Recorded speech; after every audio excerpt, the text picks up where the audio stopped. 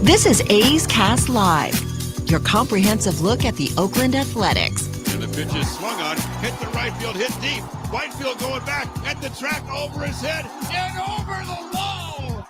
Do you believe that? And 29 other MLB clubs.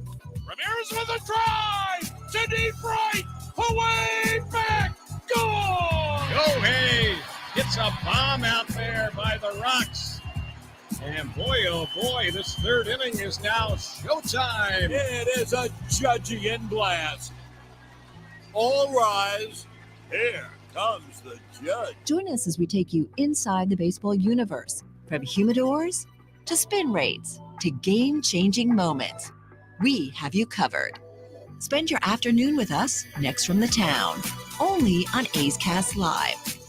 Here's Chris Townsend. Good afternoon, everybody, and welcome to another edition of A's Cast Live. Turn me up a little bit. There you go. We are on the field, ready to rock. We got a great show for you once again today. One of my all-time favorites. It's just because who he is, what he represents, what he brings to the party. You can't fake this. Guys like this, you can't fake it. It's one of the reasons why I love Johnny Gomes. It's one of the reasons why I love Rex Hudler. It's when you've got guys that every day that they are on this planet is a day that you bring it. It's a day that you're not faking it. There's nothing to fake here. This is who I am. I'm a guy that's out to get as much out of the day as I can. I respect those kind of guys. And the reason why they made the money they made, they played in this game as long as they have played, and why they continue to stay in this game and make money is because of that attitude. It's the type of attitude everybody in life wish they had. We don't all have that because a lot of us, we wake up every day. Some days are good, some days are bad. Sometimes we're happy, sometimes we're sad. I don't know what it is. But there's a very select few in this life who wake up every day ready to rock, positive, let's tackle the day. And one of those guys is the great Rex Hudler.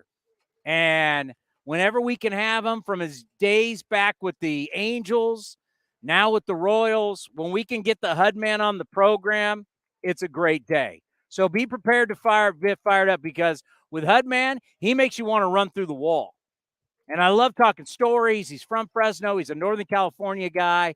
I love talking football with him. Was it Notre Dame? It was Notre Dame, right? That was looking at him out of high school? I believe that's what he told us before. Right? He had all kinds of scholarship offers, but the Yankees drafted him. The legendary scout, Gary Hughes, who we all know was so instrumental around here with the Athletics and people with the A's and the relationships. And Gary Hughes was the guy that drafted him. But the Hud man will be here at 4:15. 5 o'clock. Eno Saris is going to be here. And our national baseball columnist from The Athletic, we're going to do a deep dive into what happens when a team and their research and data department, their R&D department, they take a guy, like let's just say the Dodgers. They look at Lance Lynn and they say, Lance Lynn has what it takes to get people out. And right now, because he's struggling, you need to get over there for the breaking news. Hold on, I'm going to get to that in a second. But you get Lance Lynn, and we're going to bring him in here, but we're going to change him because we see stuff that we're going to change. Obviously, the Dodgers have done that with Lance Lynn. Were they 3-0 with him on the mound? Yeah. Or 4-0? 3-0, 4-0, 3-0, 3-0? He would have made – he might have made 4 starts now. Whatever it is, it's been good. Well, that is a really interesting process that I want to get into with Eno. Taking other people's players and making them better. By the way, it doesn't always work. And the player doesn't always buy in. And the whole cloak and dagger, this allows me to get back into the cloak and dagger of where we are in baseball, which I don't know if it's healthy or not in baseball, but the fact that even in organizations like the Dodgers, their people don't all talk to each other. And the reason why is the Dodgers know that they're going to lose people who are going to go to other organizations, so they don't want to allow them into all the secrets. You only get to see a little bit. It's kind of like the CIA, for God's sakes. We'll talk about that with Eno Saris coming up here at 5 o'clock. Taylor Hearn from the Royals will join us. We talked about him, pitch yesterday. We talked about him. We'll get a little bit into baseball, the Royals and the A's, and then also his family's legacy as African-Americans in the rodeo. His grandfather is in the Rodeo Hall of Fame, the Texas Hall of Fame, the Oklahoma Hall of Fame. And when he gets done, how big is he, 6'6"? Yeah, he's a big dude. He's going to be in rodeo when he's done as a player. So we'll get into that. It's a fascinating story at 5:45. You're bearing Mr. Country Star Brent Rooker after BP. Oh, I forgot. Well, you don't have it written down. Well, it was after I printed it, so. Well, I'm like Will Ferrell. You read what's in front of you. What's in front of me, Anchorman. If it's not on the page, that's your job. Brent Rooker on stage yesterday. Who was it? What's his name? I don't know country. Zach Bryan, is that his name? Zach Bryan. Yeah. How do you not know Zach Bryan? I don't listen to country music. Seriously. You know what? Everybody out there, you're with me, right? You all know who Zach Bryan is. Like, we all could sit here and name all of his songs. Name one. Hey, there was 18,000 people there. There was a bunch of people going in when I was leaving last night. So he went late because what time did I get done with the clubhouse show? Oh, let's see. I put that up around, it's like 10:30-ish. So usually when I leave here at night doing the A's clubhouse show, which you can call 833-625-2278, talk a little A's baseball, talk Major League Baseball, whatever you want to get into, 833-625-2278. Usually when I'm out of here, I'm the only car left in the lot, except the people are cleaning up the stadium. It's like me and people who are working on the stadium. That's it. Full packed parking lot. Like the concert wasn't done. There was like the people want to get out early. They were starting to leave. But I was shocked how many people were still, like the majority of the parking lot was packed. Yeah, Brent did the encore, I think, for him. So he's up on the stage in his jersey and singing. I don't have Spotify, but I guess on Spotify you're ranked as how much you listen. Is that correct? Yes. I don't use it as a lot, but that's how it works. He's top 1%. Yeah. Of Zach Bryan. Once again, we might want to learn some songs, or you might want to get some songs before we can go. It's a quick Google search. We have a crack staff. They're big country fans. All right, we do have breaking baseball news. This is not going to be sarcastic. This is not us trying to be funny, which I know is usually 85% of the show. We actually have breaking news.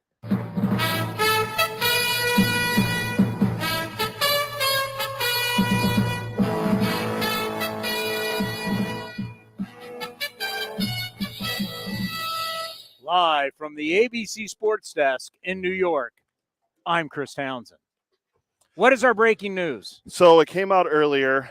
The White Sox put it out on their Twitter, and then Jeff Passan from ESPN also put it. But the Chicago White Sox announced that Kenny Williams, executive vice president, and Rick Hahn, senior vice president and general manager, have been relieved of their responsibilities effective immediately. So wow. Kenny Williams, Rick Hahn, both out for the Chicago White Sox. Wow. Didn't see that coming. Yeah, baseball Betty's here. Wow. This is huge news. You're talking about Kenny Williams, obviously from Oakland. I believe he was born in Berkeley, though, but he grew up in Oakland, went to Stanford. We've had him on the show many times. Was a player, never lived up to being the player. That's a great Betty, come just show the great baseball Betty. One of our great loyal listeners, one of our great loyal baseball. Go A's. She is the best. I've known Kenny Williams forever. Was first introduced to Kenny Williams by Billy Beane. And Kenny obviously helped lead them to the World Series title. Stopped being GM, took over. Was it president was his duties? What did they say his duties are? I think I saw the tweet open. Give me a second. They won the World Series, what, in 05? 05, yeah. 05. Jeff Blum, the legendary hero. He is the executive vice president. Okay. I can't keep up with all these guys' titles. Executive vice president. And Rick Hahn was the senior vice president and general manager. Jerry Reinsdorf treated Kenny Williams like a son. Jerry Reinsdorf, and I think we learned in The Last Dance with the Chicago Bulls that Reinsdorf, whether he's right or wrong, he's loyal to a fault. I think that's safe to say. Yeah. Like you learn, like the sports world all sat there and said, Michael Jordan, you heard of him? He was a good baseball player. Good little baseball player. Birmingham Barron. Yeah. Terry Francona was the manager. He's one of I would say, I don't want to go on all it, but Jordan was one of the better basketball players in the history of the game. Yeah, he might be in the top 3, maybe top 5 of some people's lists. I mean, Warrior fans, he wouldn't make your Mount Rushmore, because your Mount Rushmore is going to be Steph, Clay, Dre, Rick Barry, maybe Kevin Durant, Sharunas Marcellin, Bobby Sura, the great out of Arizona State, the great Florida State Seminole Bobby Sura. I did a couple shows with Bobby Sura, but to be honest, you saw Phil Jackson, you saw Michael Jordan, and you saw loyalty to Jerry Krause from Jerry Reinsdorf, and not to Jordan, and not to Phil. It's insane, right? It was insane. But in the end, he's loyal. So he has been loyal to Kenny Williams. Do you realize Kenny Williams, the man who just is being released of his duties, has been in charge of the Chicago White Sox since 2000? It's a long time. Second longest tenure behind only Cashman, right? Yes. Billy Beane was the longest tenured. Then it was Cashman. Well, Beane kind of stepped down, even though he's still with the team, so it became Cashman. Kenny Williams was next. Guys, 2000. Think about where we got to go to. I wasn't even married. I just celebrated my 22nd wedding anniversary. I would have been 11 then. Think about where all of you were in 2000. Jason Giambi was the MVP. Yes. Well, he was on the way to being the MVP. The start it depends on when he's happy. Yes, 2000. Just yes. 2000. Yeah. It's the start of the Moneyball era. Really? 99, 2000? I mean, this is how we just honored the 02 team, the Moneyball team. That's how long Kenny Williams has been in charge of a Major League Baseball franchise. One of the things that I loved about Kenny, because, for years before they just finally gave us the booth, our booth in the press box used to also be the booth for the visiting general manager. Well, Kenny, being from here, always had friends. So I do the pregame show. Whenever the White Sox were in town, first game of the series, he would come on to the pregame show. But once I was done, I'd get out and he'd come in. There was always cocktails in the booth, empty, because his posse would come in and he'd have all kinds of people. And I believe for many years, Kenny was single and saw some people come into the booth. They'd be coming out as I'd be coming in for the post-game show, and we'd fist bump. Right on, Kenny. Kenny was living a good life. I think he was divorced. I can relate to that. He had he had flat out parties in the booth. Like literally would have multiple women in the booth, and they had drinks going on, and they'd be piled up drinks. And then I'd come in, hey, great, and then I'd do the post-game show, and they were out of there. I'll never forget that. I was like, wow. Is that going to go in the book? Nobody else did this. Nobody else. That's a chapter in your book when you read it. Nobody else did this. Kenny Williams. I was always like, right on. We'd fist bump. I'd be like, right on. Stanford great, Kenny Williams. But shocking because of how loyal. But it shows you, all right, Reinsdorf at he's done, right?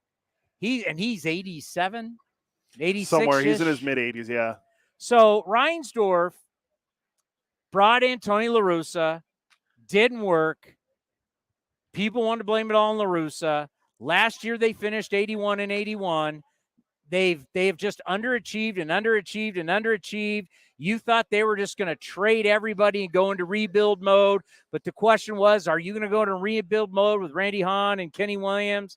Rick Hahn. Randy Hahn. Randy. Oh, Sharks. Come on. Sharks legend Randy Hahn. Really shocking news. It'll be interesting to get the HUD man's take on it, because finally Jerry Reinsdorf, loyalty to the end. But wouldn't you say, I mean, at some point he had to make a move, and the White Sox are going to be in full transition. Now they're talking about potentially leaving their stadium. Who knows what the politics will be, but they're leaving there. And that's something we could get into because a lot has been made just about Oakland because we live in that world. A lot has been made about Tampa. But now you're starting to see, for all you expansion people that you think expansion's right around the corner, let me tell you something. I've kind of kept quiet on this. You're kidding yourself. Mark my words, you're kidding yourself. Anaheim, Milwaukee, Chicago. There's a lot of teams that need their situations to be right before you think expansion is coming. I'm just telling you. Let's do that man now. You ready to go now? It's 4:15. Let's rock. Let's get him on right here. And before I butter him up about how much we love him and bringing him back to Northern California, in your division, breaking news, the White Sox, we were just talking about it. You've been following it for all these years. Jerry Reinsdorf has been one of the most loyal guys. I mean, we talked about The Last Dance and Jerry Krause versus Phil Jackson, but he's always just been loyal to a fault. Kenny Williams has been there running the White Sox since 2000. How about basically telling the front office they're done after all these years? The White Sox officially going in a different direction. Really? Yeah, it's just come down. That's news for me. How crazy is that? Wow. Lots gone on there. A lot of drama the last couple of seasons with La Russa. And I remember we were in town when Tony was sick, but I saw him on the field and they said he was going to retire, or he was just going to leave. And I remember Reinsdorf was over there on the phone, and he always is so what a class act he is. He always speaks to me. I'm just a broadcaster, ex-ball player, and he looks at me like I'm somebody, and he always stops and says, hey, shakes my hand. And just from being there, being the broadcast world for the last 23 years and play, he has a great mind for sports. He's one of the iconic owners of all time. But if he wants to say it's changed for a direction, now he's still going to stay at the helm, isn't he? Yes. Okay. Oh, Reinsdorf's, yeah. Reinsdorf is like if you look at Jerry Jones as NFL owners being the top dog, Reinsdorf right now would be that guy in Major League Baseball. For sure. Yeah. And before him, a guy named George Steinbrenner. Those guys are Hall of Famers. They should be put in. They've changed our game in a lot of different ways, especially George. He'll get in eventually. But having played for him and being his first number one pick, George Steinbrenner, I understand that ownership caliber. These guys get involved, not just as far as making decisions, but they are heavily involved in what goes on. I never believe it with George Steinbrenner, what it was like with George. George was involved with everything. If the lettuce was wilting, he would say, "Who's in charge of this?" I mean, like he ran a tight ship and a beautiful ship. Reinsdorf, same way, except a lot less passionate. Well, I said this before you came on. There's a few people in this game and there's very few people in life who wake up every single day to seize the day. And it's sad. I wish everybody would wake up, seize the day, be happy. Let's go get them. A lot of people aren't wired like that. You are one of the people, ever since I interviewed you as a player, all your years with the Angels, now all the years with the Royals, you're ready. Every day you wake up, it's seize the day. What is that like being Rex Hudler? Come on, man. Look, he's nobody special, but he's been a blessed man to be able to have been in baseball for over 40 years, playing baseball for 21 years and 23 years of broadcast has been so much fun. And you never take a day of baseball for granted because, look, none of us are guaranteed. We can't control the crazy guy out on the streets that T-bones us and whacks us, and we get broken legs. We can't play baseball anymore. I remember how much fun it was to be able to have that appreciation and that respect of never being guaranteed anything. And being around this game of baseball, you get to meet people, you get to travel. Right now, I'm having so much fun going to the different cities, and so that's a privilege, and it's not going to last forever. Somebody's young kid's going to take my spot up in the booth someday, and heck, I'll be done, or I get whacked and I get killed. You just never know. So look, I always no one's taking your job. You're Rex Hudler, for God's sake. Hey, no, look, you know what? This is so exciting. You're timeless. But you know what? Looking over here, seeing my old room dog Aldo and playing against Kotze, what a gamer battler he was. I was at the end of my career when he was just coming in, and to be able to see him have a great career, and now he's a skipper. Yeah. It's just so much fun to have been able to broadcast a lot of these guys' careers, and be able to see him and go meet him and have a pass that lets me in to wherever I want to go on the field, that's a beautiful thing. I can come down here and meet some of your star players. Hey, how about this? Everybody, even if guys you didn't play with, but the relationships that you have with guys even that you didn't play, because they all love the way you played. They all love what you represented. There's something about that. Even the opposing guys loved you. Well, you know what? The opposing in our day, it was a little different. I was a dangerous player, and I wasn't the same guy on the field between the lines I am off the field, because I was just brought up to always hustle. One of the greatest coaches I ever had, managers, was my high school coach named Mike Noakes, who graduated from Berkeley here. And he went in to settle in Fresno as one of the most fantastic amateur coaches in all of the country. And Mike Noakes, he's in his 80s now. He's still alive, still comes. Really? And you know, then I was blessed to play for Yogi, Billy, Earl. I got to play for Whitey Herzog. I got to play for Joe Torre, Terry Francona. I mean, the skippers that I got to play for are off the charts. Yeah. And I can brag on that because I had nothing to do with it, except, you know, Earl Weaver traded for me. Whitey Herzog traded for me. So I only got traded twice in my career, both by Hall of Fame managers. I love it. Who would you have played for at Notre Dame football? Some guy named Dan Devine. And the quarterback was some guy named Joe Montana? Yes, believe it. So that would have been special. Oh man. And you know, the thing about it is, great Dan Devine. He coached in Missouri. So all the people in Kansas City know of Dan Devine. It's so fun to tell what a classy guy he is. You know, so when I signed there, I'll never forget it. The highlight tape when I went to Notre Dame was narrated by Lindsey Nelson. Yeah. You know, and it was in a theater, and it was so big league. The Irish had just come off a national title in 77. In 78, they signed me up. And I remember sitting in his office, all the Cotton Bowl memorabilia, Air Parsegian, Joe Theismann. It was so impressive. I thought I was in a dream. And he goes, "Kid, I got a scholarship for you." And that's when I was like, wow, really? So let me go home, talk to my parents. So I took the SAT test when I got home, and he calls me and he goes, "Young man, going to have to take it again. We need your score a little higher." "Yes, sir. Yes, sir. I promise." Next one, I took it again. He calls me again. "Sir, Rex, you're getting closer, but you need to do it again." So the third time's a charm. And so all that work to get me in. And then I had to tell him the Yankees drafted me in the first round, 18th pick in the country. So I asked my mom, "Mom, will you call Coach Devine and tell him?" She goes, "No, you tell him." So I called him, got him on the phone. I was afraid he might be a little bit upset.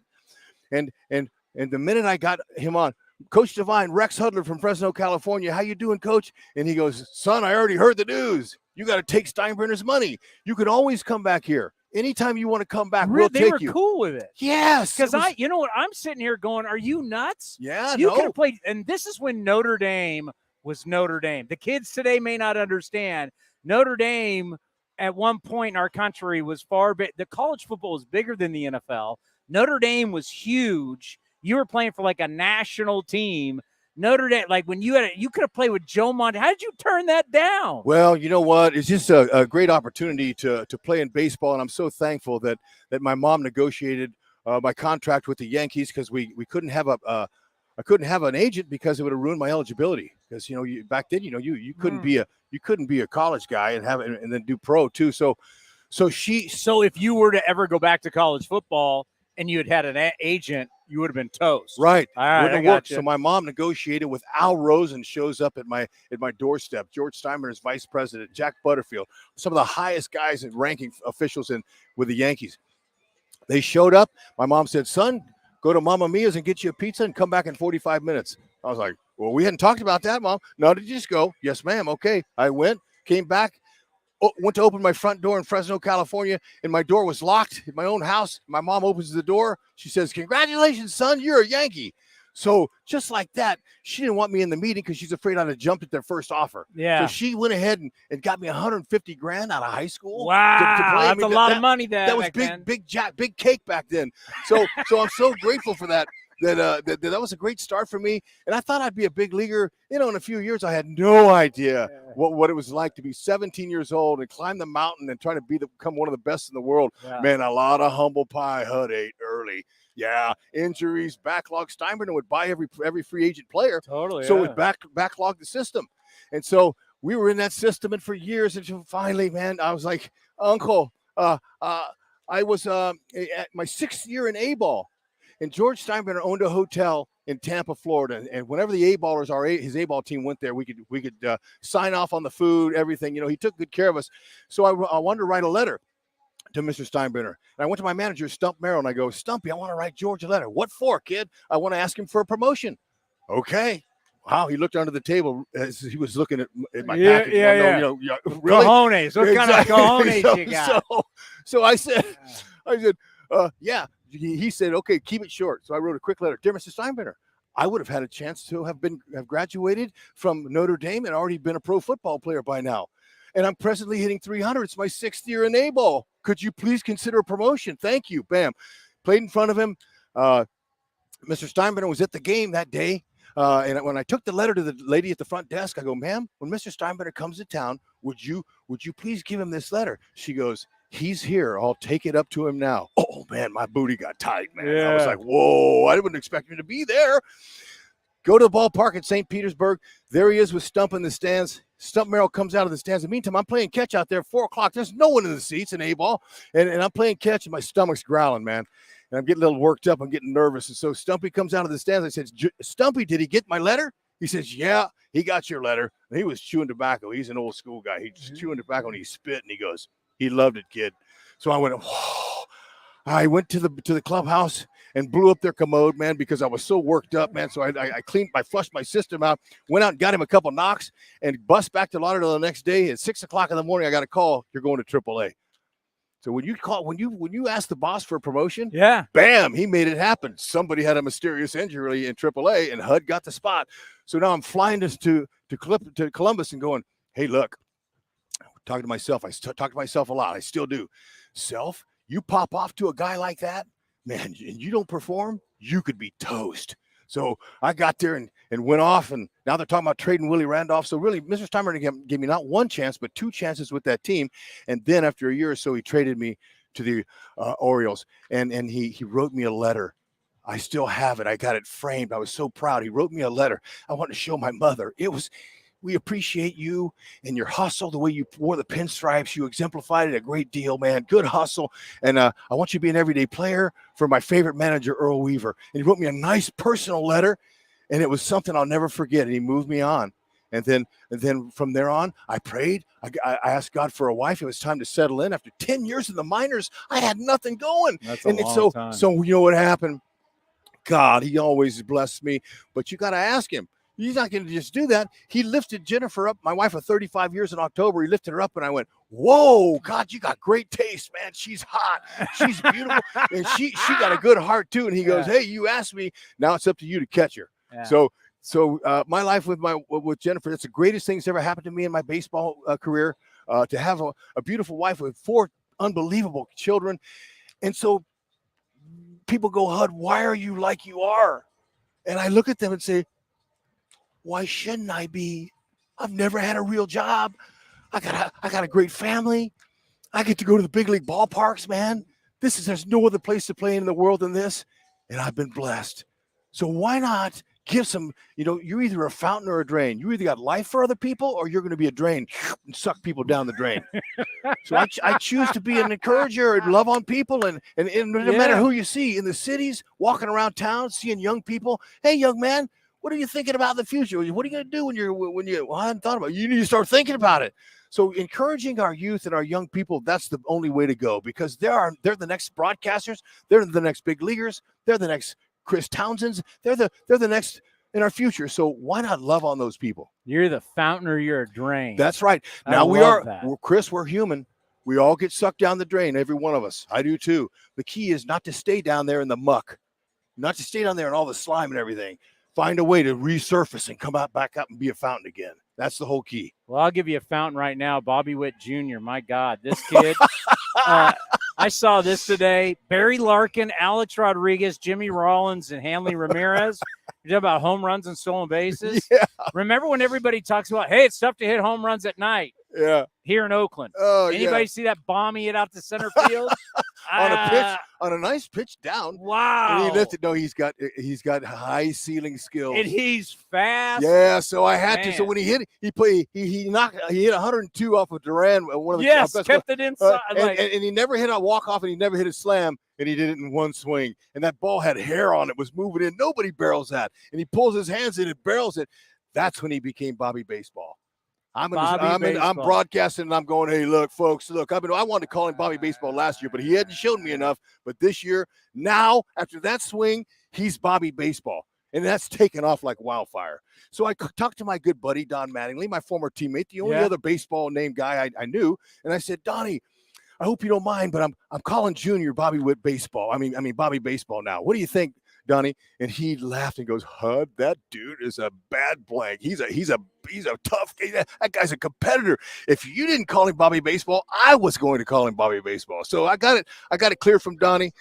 But his range in the infield, he does everything. He does it all. He runs, he flies, he has twinkle toes. They never hit the ground. He's incredible as far as his athleticism and the way he gets balls down here. I'm a little worried about the mound over here, on your field here, because he runs all the way over there. He could run all the way to the outfield. But the greatest thing about him is his humbleness. He's a very humble kid, and he has a high baseball IQ to go along with all those tools. So this is what we're seeing, a superstar in the making. No doubt. And the kid J-Rod in Seattle got nothing over Junior, but that guy's good too. But those two are in the same league. So it's a lot of fun to be able to watch these kids and talk about them on the air, Chris, but also to be around him and see how humble he is and how he'll stop and talk and hang out. Skip, what up, man? Skip, do you have an extra spot on your roster? Oh, you know what? I just want to be a utility player. I'll come in. I'll bring a little energy. A little energy? Yeah. I love you, Mark. Big leaguer I ever met, Outlighter introduced me to him on my opening day for me, July 11, 1997. He was in the outfield running full sprint. In Miami. Not even in the lineup. It was at Joe Robbie. It was at Joe Robbie. Yes. And Leiter comes over. He comes over, running over. Thanks, Mark. Keep it up, man. Keep having fun, man. Keep it up with these young kids, man. Believe it. We do the Mark Kotze show every week right here on A's Cast. Oh, man, aren't you fortunate to have him? What a player. I wasn't even in close to his league. I played against him in college. You did? Yeah. You got skills too, but you got great hair pattern right now, man. You're in a great holding pattern. Look at that 2-by. How do you do that? Hey, Man, I had grooming cream, my friend. I had to move mine around, man. Bosley, when I was out in Anaheim, I used to make fun of my 5 head.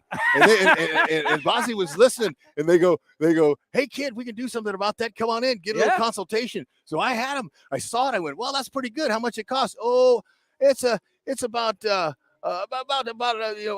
whatever it was, a hair follicle. We're going to transfer 2,500 hairs. And I went, and it's about $3 a hair.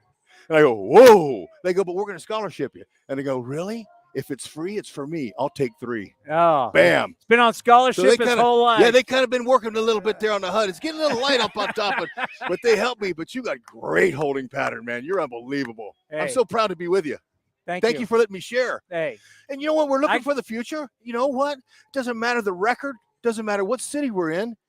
It's the grand game. This is fun. You watch these young kids become big leaguers. They become guys before your eyes. And in the maturity level, it goes so fast in a career because the career is quick. You see them mature game to game and then year to year. And it's so fun to be able to watch these guys and to be able to pull for them and not be a guy that's got a hammer up there. I'm no expert in baseball, so I don't sit up there and go, wow, he should have did this or he should have done that. No, it's all about this is what he wants to do here. He missed, and I missed plenty of times, and I remember how hard it was as a young player to get established in the game, so it makes it easy to love on him. He's one of the greats of all time. No, you guys are in this field here. I love this field. This field's beautiful. This young man right here attacks the game too, man. Keep it up, young man. Keep going. Nothing but speed, bro. Speed never goes into a slump, young man. Never. Never. It's so fun. Hey. And so we encourage all of them. We encourage all of them to enjoy their careers. I had a full 10 years in. So look, what do I got to get on them about? It's all about encouraging them. You have a great call tonight. Have a great series. Thanks, bud. And we'll Thanks, be man. calling you in the offseason. Hey, We need a little inspiration. We got to call you. Holiday time, we need a little inspiration. We're calling you. Chris, these guys are walking off. I get excited being around big league ball players. But the skipper came over and gave me some love. Tells you all you need to know. I love the skipper, Mark man. Kotze's never come over during the show. Dig it. You guys are great. We got more Thanks coming for having next right here on A's Cast Live. This is Chris Townsend and Commander Cody for Link Soul. The new summer colors and prints are in stock. The new polos, lightweight, all the colors you want. fabulous, we got our new order. My wife is so happy that I'm dressing so much better, all thanks to Link Soul. You name it, whether it's polos, whether it's shorts, anything for your summer needs, you need to revamp your wardrobe, you go to linksoul.com, and they got great summer deals. Go to linksoul.com. That's linksoul.com. If you're looking for a new mattress, Nest Bedding has you covered. Sleep on the same mattress Hall of Famer Ricky Henderson sleeps on. Nest Bedding is the #1 brand of online mattresses and the Bay Area's favorite mattress store. Take home the Easy Breather pillow. The New York Times calls it their #1 pick. You can navigate their easy-to-use website, nestbedding.com. That's nestbedding.com. Green and Gold fans, use the coupon code Oakland and you get 10% off your entire order. Nest Bedding, love where you sleep.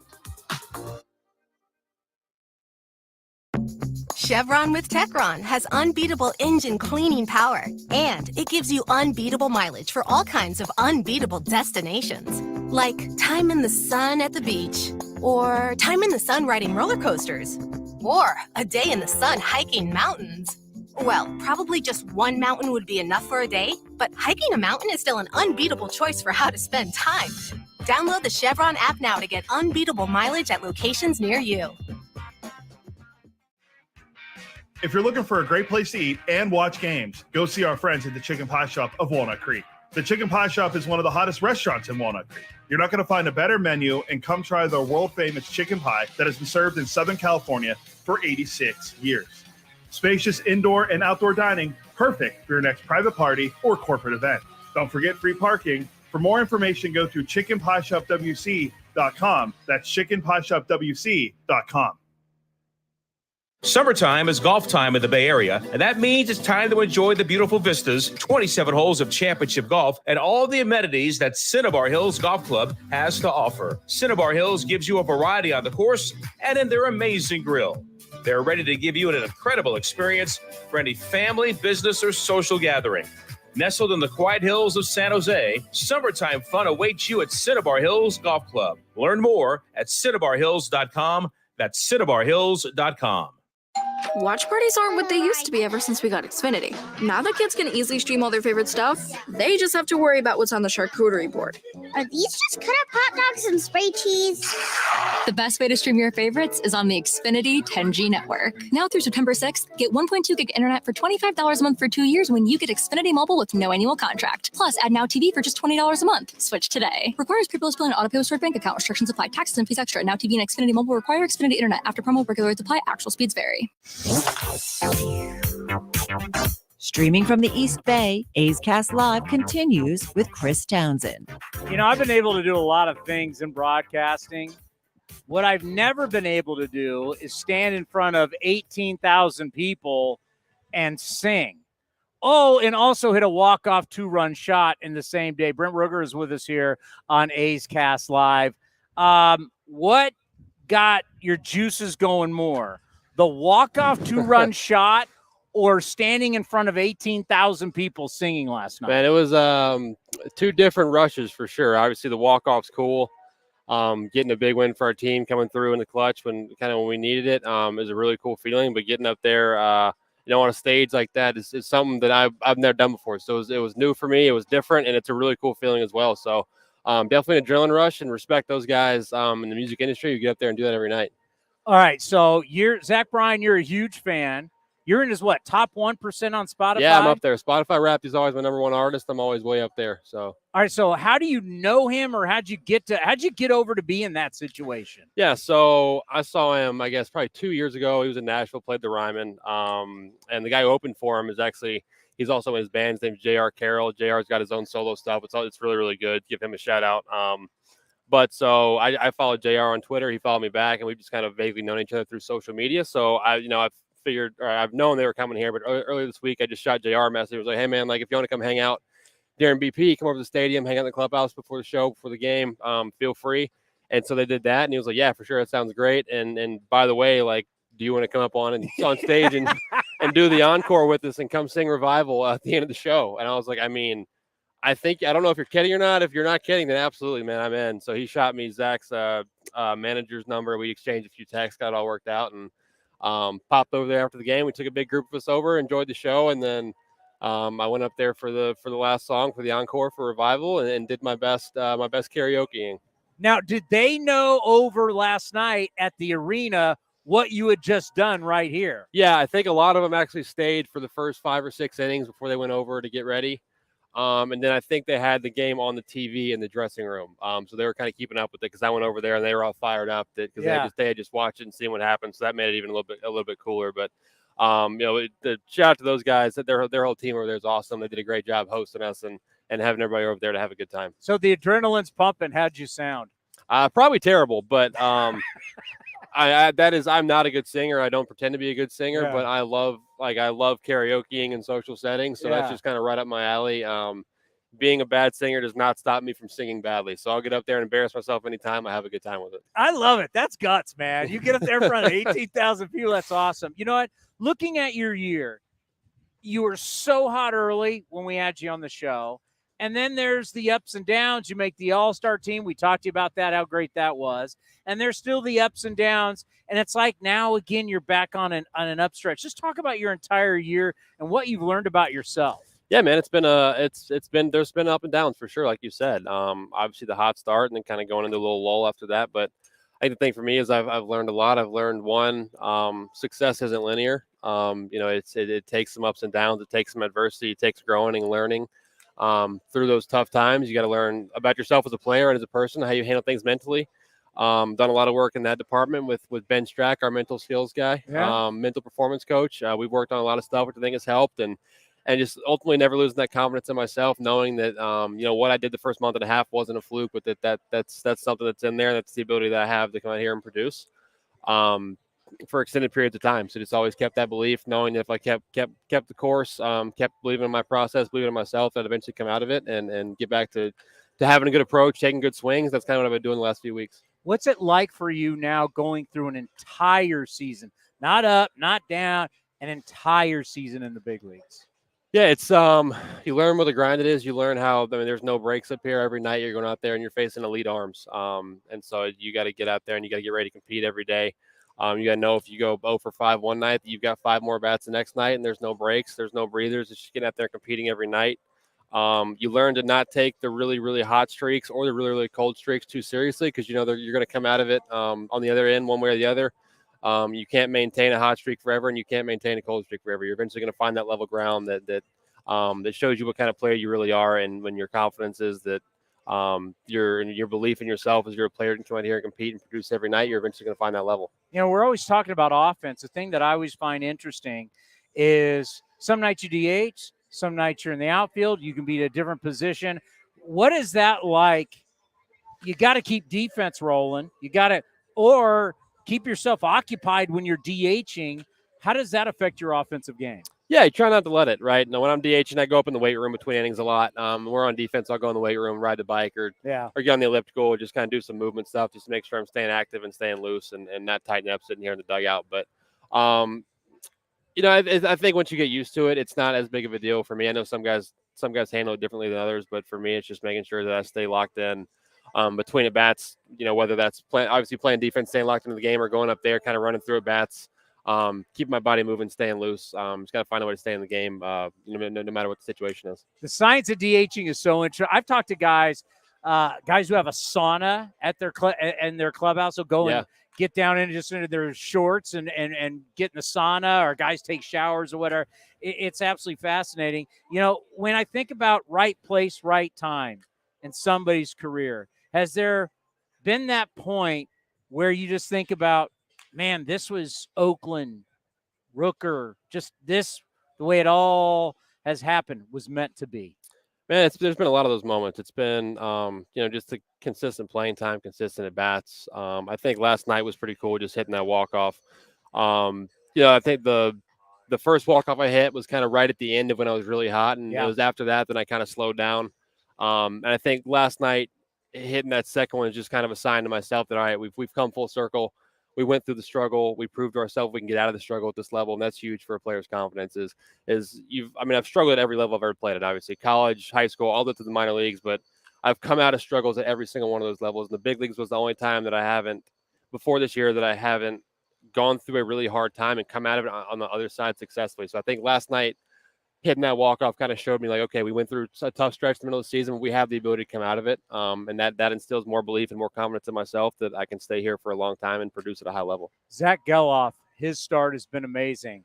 Give me the scouting report on what you've seen and tell us a little bit about him, what you've gotten to know inside that clubhouse. Man, he's really good. He's a really special hitter. His ability to use the right center field gap, drive balls opposite field for doubles and homers is pretty special. It's some of the most oppo power I've seen, and when you have the ability to drive pitches that way with that kind of authority, it kind of opens up the rest of the field, makes everything easier. So what he's done and what he's shown signs of doesn't look like it's anything that he can't continue and that he can't sustain for a long period of time. I think he's a really special player who's going to have a lot of success in this league. And he comes in the clubhouse. Obviously, he's carrying himself very well. He handles himself professionally. Has earned the respect of a lot of the older guys, which is a big part of it too. So, we're enjoying having him here, and he's obviously going to be here for a very long time. How about Butler? Law is a really, really special athlete too. Watching him, run around being as big as he is, the kind of power he shows, that's kind of things you know about him. But watching him take at bats for the last 2 weeks or whatever now, he's his discipline at the plate, his pitch selection, his approach has really impressed me and stood out to me as what I think is, I know besides the freakish athleticism, the freakish strength, and the way he runs around the outfield, that mental approach he's able to take in the box is what's going to allow him to be a really good player too. Walk-off home run, walk underneath, singing in front of 18,000, the finale of the concert, yeah, right? Right, the finale, right. It's not like just some random, it's one of the songs. You brought down the house last night in fun. Multiple ways. It was fun. It was a good night. I had a good time. Great stuff. Thanks for coming on. Thank you, guys. We got more coming up next right here on A's Cast Live. This is Chris Townsend and Commander Cody for Link Soul. You need to redo your wardrobe, especially for summer. They got new colors, new styles. Summer is here. The polos, unbelievable. The shorts, you name it, we got our new order. My wife is the happiest one out of all of us because I look better, thanks to Link Soul. And they've got unbelievable deals right now for the summer. So what are you waiting for? Shirts, polos, shorts, you name it. You go to linksoul.com. That's linksoul.com. Innovation is at the core of Cal State East Bay, like at our Green Biome Institute, where faculty and students preserve genetic information from California's endangered plants, or how we open doors for local entrepreneurs at our Small Business Development Center. From educators to nurses to STEM professionals, Cal State East Bay has real impact throughout the region's neighborhoods, boardrooms, and the entire economy. Be part of the innovation. Connect with Cal State East Bay at csueastbay.edu/impact. Unbeatable mileage from Chevron with Techron unlocks all kinds of unbeatable trips, like to family dinner the next town over, or to a family wedding the next town over, or even to a family reunion over the river and through the woods at Grandma's house. Any drive is worth it to see Grandma, especially when you can stop along the way for unbeatable cleaning power from Chevron with Techron. Your engine will be thanking you for making the trip. Download the Chevron app now and find unbeatable mileage near you. This is Chris Townsend, and if you're looking for a great place to eat and watch games, go see my friends at the Chicken Pie Shop at Walnut Creek. The Chicken Pie Shop is one of the hottest restaurants in Walnut Creek. You're not going to find a better menu, and come try their world-famous chicken pie that has been served in Southern California for 86 years. Spacious indoor and outdoor dining, perfect for your next private party or corporate event. Don't forget free parking. For more information, go to chickenpieshopwc.com. That's chickenpieshopwc.com. Hey, Billy, this deck is great for getting everyone together. Thanks. We're really enjoying the outdoor space, especially on a day like today. What's the material? Humboldt Redwood from Ashby Lumber. They gave us a great deal, provided us with a quick quote, and we couldn't be happier. We even found a great contractor through their online contractor directory. Don't miss a day outdoors. Visit Ashby Lumber in Berkeley or Concord to see our stock of naturally strong, naturally beautiful Humboldt Redwood. Find out more at ashbylumber.com for all your building needs. Ashby Lumber. Summertime is golf time in the Bay Area, and that means it's time to enjoy the beautiful vistas, 27 holes of championship golf, and all the amenities that Cinnabar Hills Golf Club has to offer. Cinnabar Hills gives you a variety on the course and in their amazing grill. They're ready to give you an incredible experience for any family, business, or social gathering. Nestled in the quiet hills of San Jose, summertime fun awaits you at Cinnabar Hills Golf Club. Learn more at cinnabarhills.com. That's cinnabarhills.com. Watch parties aren't what they used to be ever since we got Xfinity. Now the kids can easily stream all their favorite stuff. They just have to worry about what's on the charcuterie board. Are these just cut up hot dogs and spray cheese? The best way to stream your favorites is on the Xfinity 10G network. Now through September 6th, get Xfinity Gig Internet for $25 a month for 2 years with no annual contract when you add Xfinity Mobile. Switch today. Requires paperless billing and auto-pay with stored bank account. Restrictions apply. Taxes and fees extra. Xfinity Mobile requires Xfinity Internet. After promo, regular rates apply to internet service and Wi-Fi equipment. Actual speeds vary. If you're looking for a new mattress, Nest Bedding has you covered. Sleep on the same mattress Hall of Famer Ricky Henderson sleeps on. Nest Bedding is the #1 brand of online mattresses and the Bay Area's favorite mattress store. Take home the Easy Breather pillow. The New York Times calls it their #1 pick. You can navigate their easy-to-use website, nestbedding.com. That's nestbedding.com. Green and Gold fans, use the coupon code Oakland and you get 10% off your entire order. Nest Bedding, love where you sleep.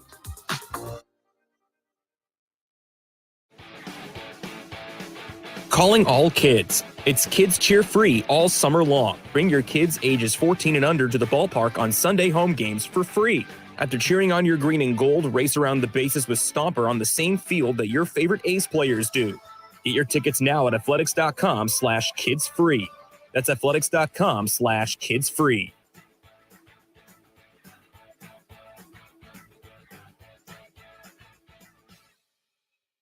Looking to stay up to date on all things A's? Head over to athletics.com/A'scast. That's athletics.com/A'scast to listen to A's baseball in full 24/7 coverage of the A's, only on A's Cast.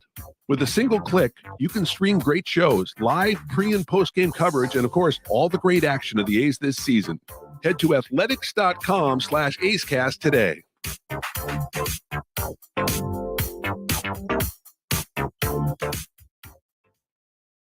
A's fans, there is no better way to stay in touch with the A's and even our players than following us on social media. Just head over to athletics.com/social. That's athletics.com/social for a full list of our social coverage, from player accounts to Twitter handles and more. Now is the time to stay in touch. Head over to athletics.com/social. That's athletics.com/social today.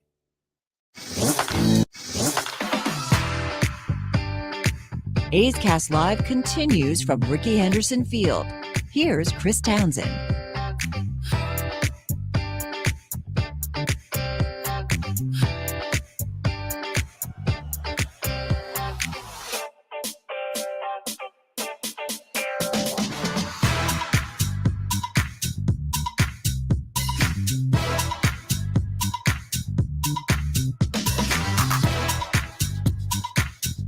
Say hi.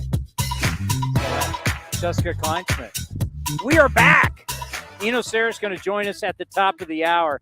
You know, I sat today, just the way it worked out. We took the actual team and front office photo. I think where I sat today, years from now, it'll look like I was one of the kind of muckety mucks in the franchise. Did you see where I was? You were next to Dallaire, and Dallaire Lewar's our boss. And but all the bigwigs were in front of me. I'm right behind this, so it's going to look like I'm in that, because normally I'm with the scrubs like you. No offense. I mean, your title does say senior in it, so it makes sense for you to be there, yeah. I forgot I had a title.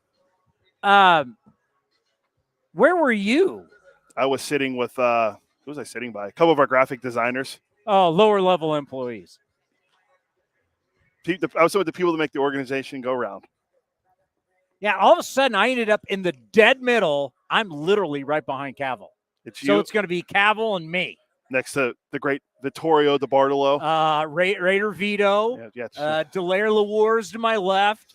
Raider Vito to my right. Raider Vito. Cavill in front of me. I mean, I look like I'm like one of the muckety mucks. What we should have done is just had players sprinkled in amongst us, just randomly there's Nick Allen, and randomly there's Tony Kemp, and randomly there's Brent Rooker just sitting next to all of it. If you could sit next to any player for the team photo, who would it be? The interns want me to run on the field dressed in Hogan Harris's uniform because I have the mustache. But if I had to take a picture of the guy on the team, you're about 5 inches shorter than him. So that wouldn't work. If we're looking for the same height, maybe. No, who would you want to I sit would have next said to? Lawrence Butler.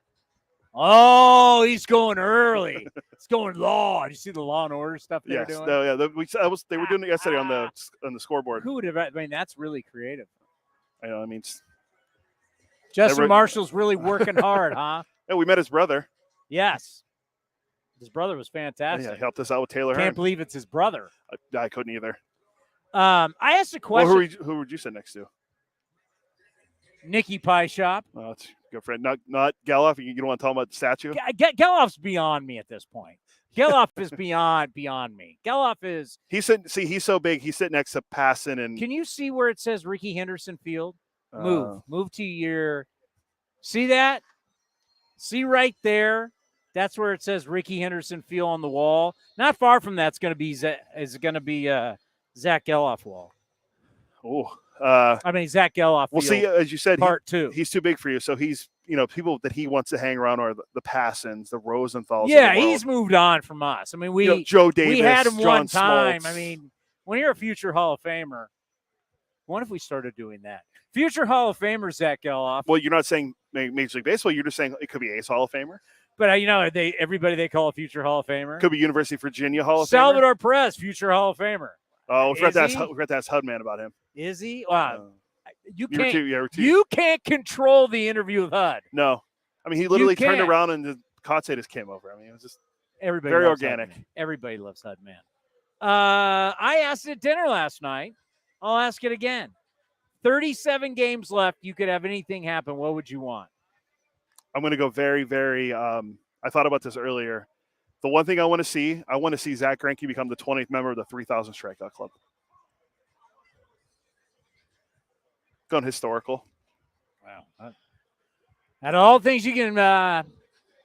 Or Spencer Strider get 300 strikeouts. All the things you could have. All the things. You wanted Zach Greinke to get 3,000 strikeouts. Yeah, that's my opinion. So. Right. I'm just making sure that of all the dynamic, great things that could happen. Yeah, it'd be great to see Acuna do 40-60 and all that stuff. And all the historical greatness and things that would rally the baseball community. Yours is. Well, I don't want to make it about me and say Mariners make the playoffs because then I get a free dinner. But I mean, that's better. Yeah. At least you're getting that's a Mexican food dinner. Yes. Now, I found us a new spot, maybe. That's why we went to that one night. The Mariners, by the way.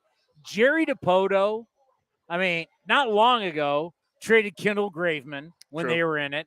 Now he trades Seawald the mad scientist, Jerry DiPoto, you have to be what they are doing off of. They put up a 14. They put up 2 touchdowns last night. Well, yeah, then the White Sox fired everyone the next day. So really unbelievable. Yeah, they're on an unbelievable roll right now. They're looking for their second 8-game winning streak of the month. Literally, you could say, looking at the standings today, because I look every day to make sure I'm not dreaming and that the Yankees are in last place and the Red Sox are right behind them. But that's the first thing I do every morning. You want to, people want to wake up. They say you should wake up, get in a positive mindset, 15 minutes or so of just a positive mindset every morning when you wake up.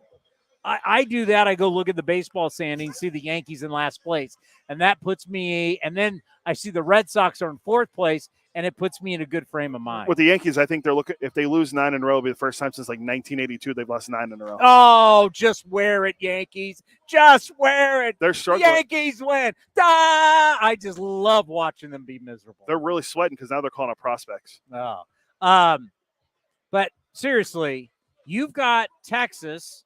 Has a 1.5 game lead on the Astros, and only 2 now the Mariners. Forget the wild card for the Mariners. Mariners are in this thing for the division. Rangers have lost 5 straight, too.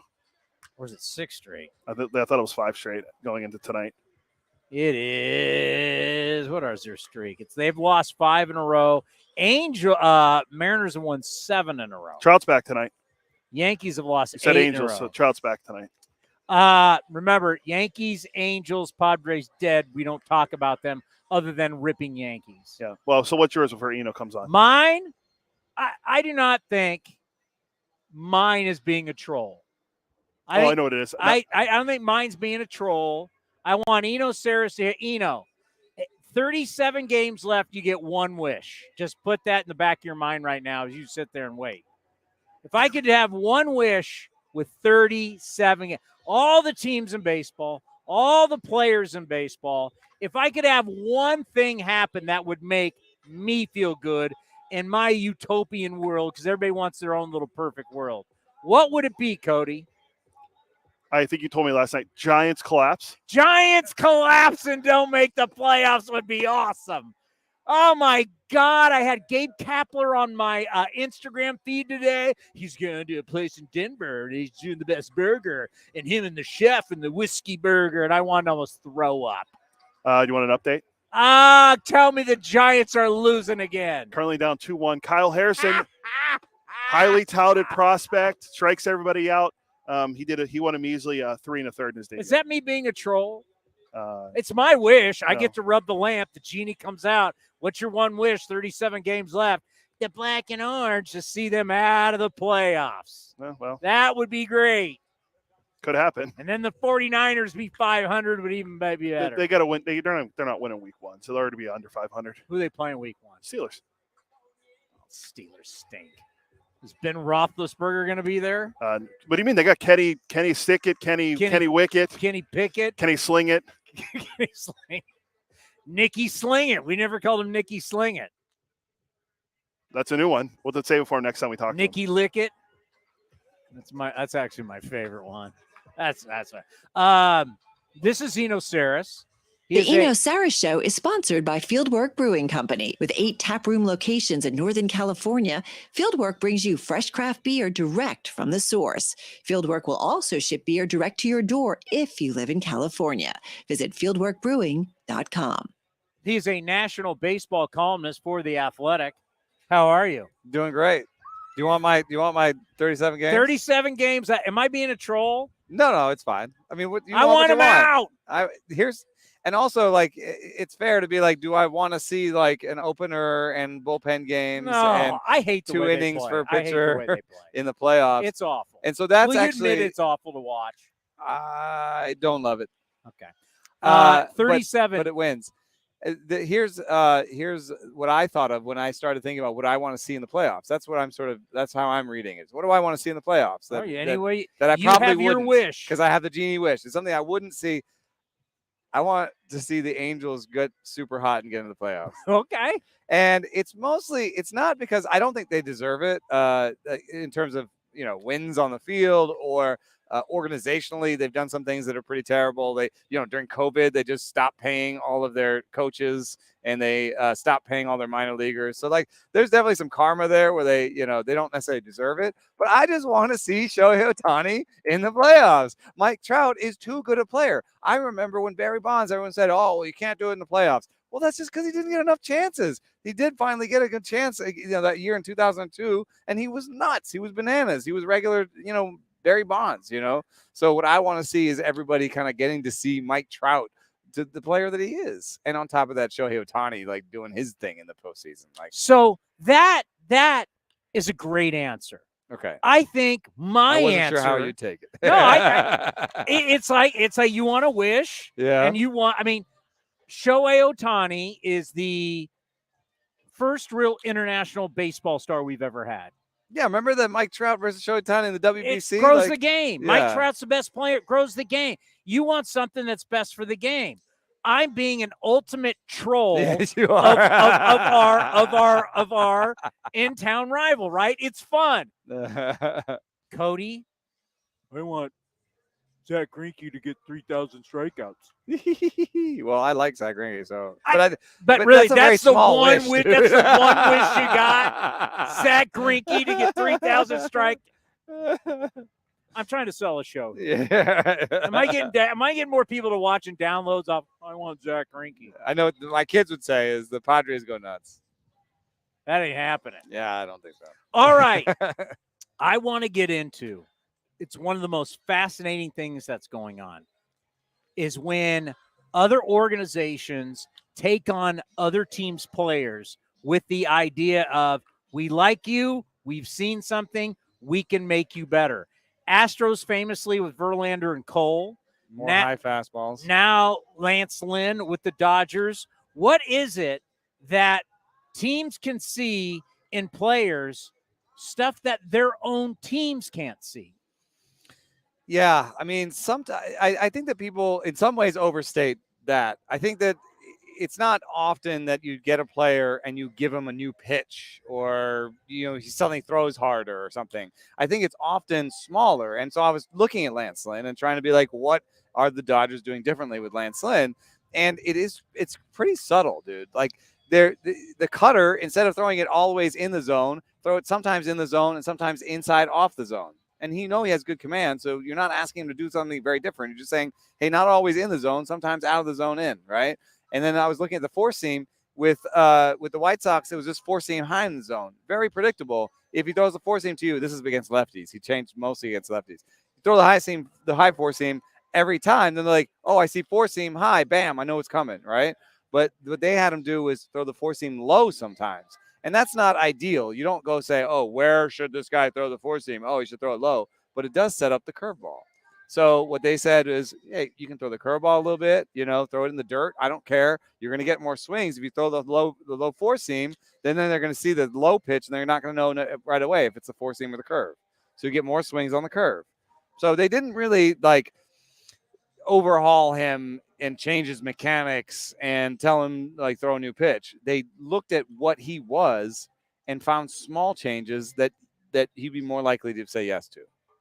Okay. How different is it to tell Lance Lynn, hey, we love what you're doing with the cutter, just throw some in off the plate. Oh, we love what you're doing with the four seam, just throw some low. So it was just way easier then when the Astros brought over Garrett Cole and said, this is spider tack. Put it on your fingers and everything works better.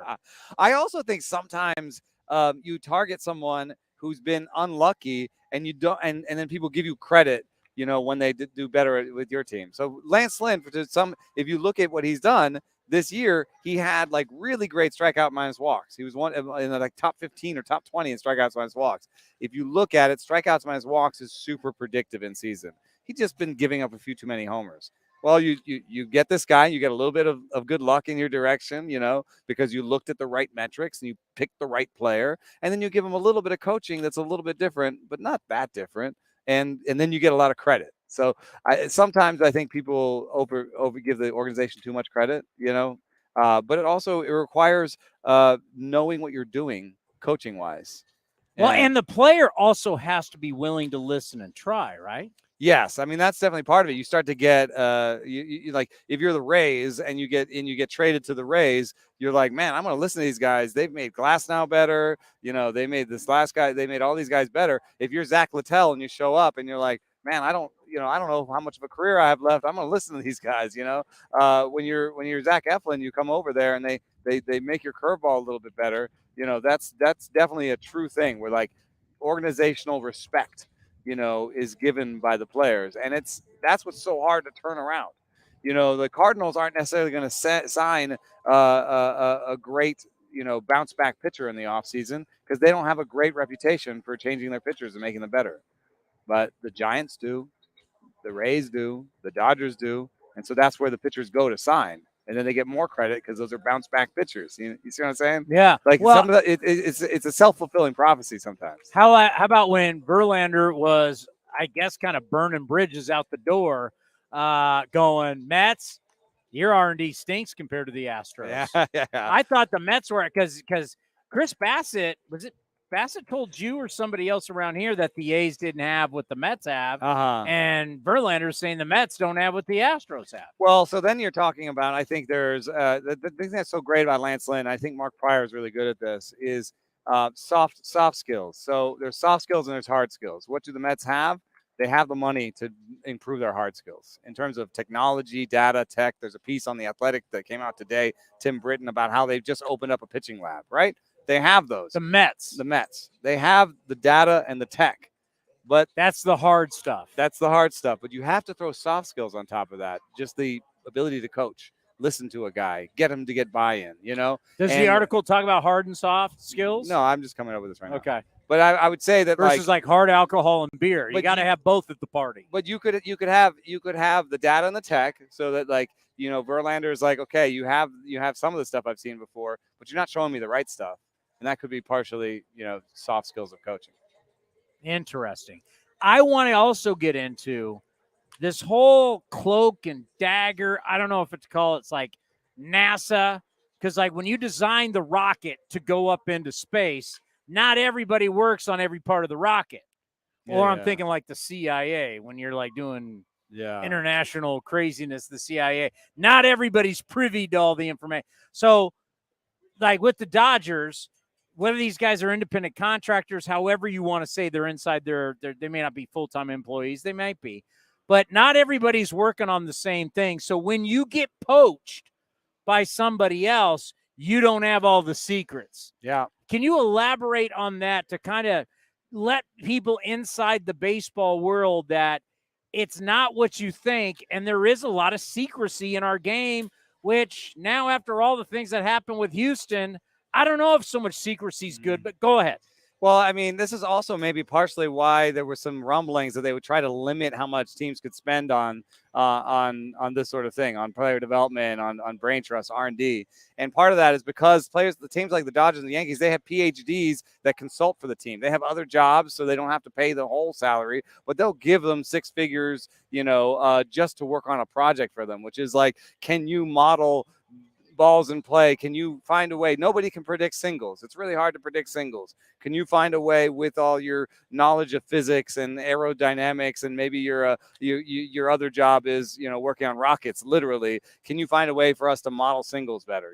That's the sort of thing, and that's all you work on. And you don't know how this fits into their pitching model or their hitting model. You're just working on modeling singles, and that's it. And you get your $100,000 for a year work of modeling singles. That's sort of what happens at the Yankees and the Dodgers, where they have really expensive consultants that work on these big things, but they don't get access to all of the brain trust. They don't know what the guy next to them is working on.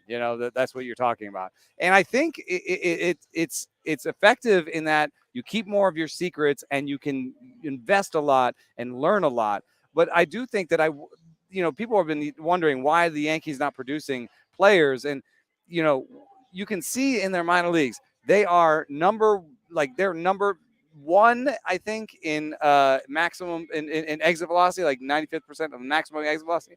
Their batters in the minor leagues hit the ball harder than any other team. Their batters in the minor leagues don't swing at balls more than any other team. If you combine those two things together, you'd say, man, that's a really good hitter. He never swings at balls, and when he does swing, he hits rockets, right? But when was the last guy that they produced? When was the last guy they produced? So there's something missing there where, like, they've modeled this thing. You've been following this. Why is it that you can sit here and talk to me about exit velocity, talk to me about barrel rates, talk about only swinging at strikes, talk about all that stuff, and then all of a sudden these guys got to go out and play the game, and they can't play the game because it's a game and it's life? I don't know. Sometimes you one thing that you can think about is what is the clay that you put into this? If you take a bunch of guys that don't make a lot of contact and you give them these skills, or you say don't ever chase a ball outside of the zone and hit the ball hard, they might still not make contact a lot. That's what I think of Everson Pereira. Well, how about this? The guy too? they just called up. He doesn't make any contact. You still got to go out and play defense. You still got to run the bases. You still got to throw to the right bases. So you if you focus so much just on one thing to win an actual, I think we forget. We're so into the process, we forget that you got to go out. I think one of the greatest examples is Tiger Woods. Tiger Woods, as we know, the most skilled, but there were times where he couldn't hit his driver, and he could still go out and win the tournament by just teeing off with irons, because Tiger was going to go out and win no matter what. Mm-hmm. When you just have barrel rates, exit velocities, these guys don't know how to win games. Well, it is an interesting thing, because in your minor leagues, you don't care about winning games. Yeah, that's a problem. You care about developing. I mean, some organizations do put a little bit more emphasis on winning games. Rays do, right? They Rays want to build win at every level. They want to build a winning culture. They want people to win. And also, I think there's a line between coaching and overcoaching. In fact, I have one friend who thinks that the Rays are not that great at player development, that their best thing that they do in player development sometimes is step away from the player and let the player develop himself, basically. And that actually goes in line with what you're saying about winning games. Like the Rays, maybe what the Rays do most of all in the minor leagues is say, hey, guys, go out there and win. Find a way to win this game. Figure it out. The coaches are going to take a day off today. Whatever it is, like on some level, they're saying, It's on you. You guys win this game. If you want information from us, ask us for it, and we'll give it to you. You know, like it's more about like, you know, I think about this with my kids. You know, like you know, like there's a real tendency to helicopter parent, and like you know, I do it. I'm not saying that I don't do it, but I really the biggest juice I get out of being a parent is when like my kid rides his bike to school in 6th grade by himself and rides his bike back home and texts me that like he's going to a friend's house. I'm like, oh my God, look at that. He just did that all on his own. He didn't ask me. I didn't pick him up and drive him. Now I do. He broke his arm, but that's all right. I had that same thing. My one daughter wasn't into driving, did this big drive from where we live over to Los Gatos and got back. I was like, damn, you go, girl. And you're happy. Yeah. It's like in baseball, and I think we're different than all the other sports because we, as a data-driven sport, are a bunch of helicopter parents, as you say. I was also, I was thinking about it. There is something for letting the athletes figure it out, let them grow, let them learn. That's why I have no problem with our guys coming up and struggling. Figure it out, man. I was at the Sabre seminar that I was at. I was hanging out with someone who works for a basketball team, who's an analyst for a basketball team. And I said, you know, in Little League or in travel ball and you know, perfect game, we have barrel rates, and we have max EV, and we have spin rate, and we have ride on your fastball, IVV. We have all these numbers that people can come to these showcases and basically just show the numbers. Like they don't have to win the game. They just have to show these numbers. They'd be like, oh man, the hot prospect in today's perfect game, you know, had a 22 IVB with a, you know, with a 3,000 spin rate on his fastball and hit 98. You know, it's like, okay, how did he do? Did he get outs or like, no? He was knocked out in the third. Right. and so I was asking, like, do you have this problem in basketball? And he was like, there's not that same culture where like nobody could come to a basketball, like an AAU or like a basketball scrimmage or something where scouts are and like just not play the game, but just jump really high by the rim and just be like, here's my vert. Yeah. And then everyone's like, oh, he was like a foot above the rim. Yeah. How did he play? I don't know, but he was a foot above the rim. You know, They can't just sprint by the scouts and be like, whoa, that guy just sprint past me. I'm right down his sprint speed. No, like when you're scouting basketball players, you're like, does he have a winning mentality? Does he like, can he shoot? Does the ball go in the hoop? Yeah. Does he know how to pass it to the open guy? The ball's got to go in the hoop. Yeah. Can he keep his head up while he's driving? You know, can you like defend? Yeah. Can you pass? Yeah. Can you shoot? Now that would remind me, you know what that would remind me of? And a lot of football fans would know this, especially old football fans. And aren't they combine superstars sometimes? It would work out. Al Davis loved guys who ran the 40. Yeah. How fast you were. Well, can he catch? Can he? Does he know how to run routes? Can he read defenses? Did you see what he ran? So he was a prisoner to the 40 time. Yeah, he wanted speed because you can't teach speed. That's kind of what, and people ripped Al Davis for years about that. And one thing that we're finding in our game actually is that some of the things that we thought you couldn't coach, you can. So it used to be you can't coach velo, right? No, you can. No, you can. Yeah. I just talked to Cole Reagans over on the other side here. He put 4 miles an hour on his fastball year to year, just doing a weighted ball program and cleaning up his mechanics. Like there are whole organizations that are just like getting more extension gives you. Yeah. So like, and what was the other one? You can't coach power, right? No, you can absolutely. There are weighted bats. There are programs you can go on. You can coach power. What we might not be able to coach are the softer skills that I was talking about, like in terms of command and a bat to ball and some of the intricacies of defense. Like even Javier Baez hasn't turned out to be, a superstar, but like at his best, he was doing things defensively that there's no way you can coach that. Javier Baez was a runner-up to the MVP. Well, but think about that. Remember the tags he can do, like where he's like the quickest, fastest, snappiest tagger. He does a lot of the little things that are just amazing. And now we have teams that are like, well, I want my shortstop to be able to play 5 positions by the time he gets to the big leagues. Is he going to get the same amount of reps at short if I do that? No. Oh, so wait a second. Maybe Marco Luciano isn't the best shortstop he can be because I had him playing second, and I had him playing third, and I had him playing in the outfield or whatever, All right. That stuff sort of happens. Do you like pitch framing? As catchers? Catchers being good at it? I don't Getting mind on that it. one knee and pitch I framing? don't mind it. Because You hate it. no. Okay. You know what I hate? Uh-huh. Is these dummies can't block balls anymore, and we have more wild pitches and pass balls than ever before. I'm not. That might be related to the stuff first approach with pitching too. I mean, you got these guys on one knee, and all they're worried about. I get it. If you can steal me some strikes, I like it. But you know how I feel about catchers. They think they're the smartest guys in the world, and they're not. Hey, dummy, block. I have seen some research that So I have confidence to throw because sometimes for no one cares about me, but if my changeup was my strikeout pitch, I'm throwing that thing low. It could be bounced, especially against a lefty. You don't want You to better be able to block it. Yeah. You better be able to block it. That's great. You're on your one knee and you're Mr. Cute. Whatever you're doing with pitch framing, you got essential things you need to do as a catcher. Catchers aren't doing. There's some research that I've seen that says that the guys who are down on one knee can throw to second just as good as the other guys. So it doesn't have any ramifications for the run game. Some people don't believe that though, but okay. I know. That's why I wanted to put that out there. That I've seen research that suggests that part is not true. But it's interesting what you're saying. I do believe it affects your blocking. Totally. But the way that an analyst would respond is that the amount of runs that you can save framing and versus the amount of runs you can save blocking are different.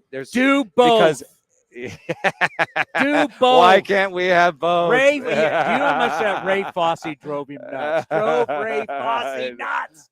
Drove him nuts. Do both. Why can't we have both? It's a good response. That's your job. Yeah. So I mean, it's like, but you're going to get those lower strikes more, and you're going to get a lot more. But strikes. I'm going to help you out here, but I'm not going to do my job over here. Yeah. Where does that work? Is that hard, soft? Either way, that doesn't work. You got to do. And I saw it today. We're trending at one of the highest of all time. While pitches and fast balls are at a high time. Yep. By the way, the guy at shortstop, Bobby Witt Jr., he's an okay little player. He's amazing. Yeah, and again, here's a guy who does chase. He does chase the pitches outside of the zone, but he's a really good player. He could be long way to go, but we're talking all-time great type talent.